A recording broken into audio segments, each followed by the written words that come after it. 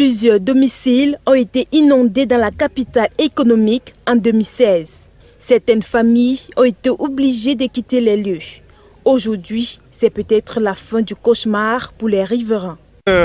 Avant le début des travaux, quand il pleuvait, il y avait inondation ici. L'eau entrait un peu partout, même dans les maisons. On ne traversait pas ici. Le pont de Kondje, on ne pouvait pas traverser. Avec ces travaux, nous avons espoir que désormais, on va vivre en paix.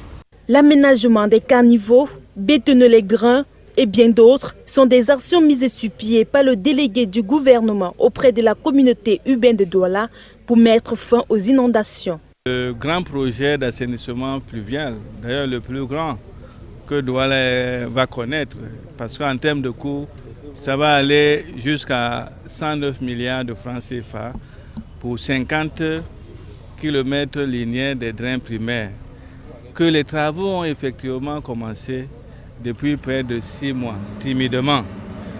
Nous avons décidé de les commencer en attendant le décret d'indemnisation.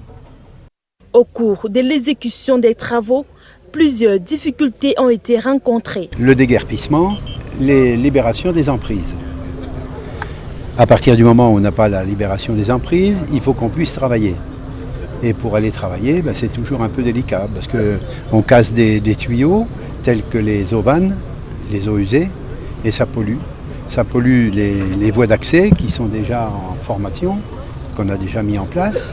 Une délégation de la communauté urbaine de Douala est descendue sur quelques sites ce jour pour toucher du doigt l'état d'avancement des travaux. À partir du 15 février prochain, les riverains occupant l'espace ciblé doivent déguerpir.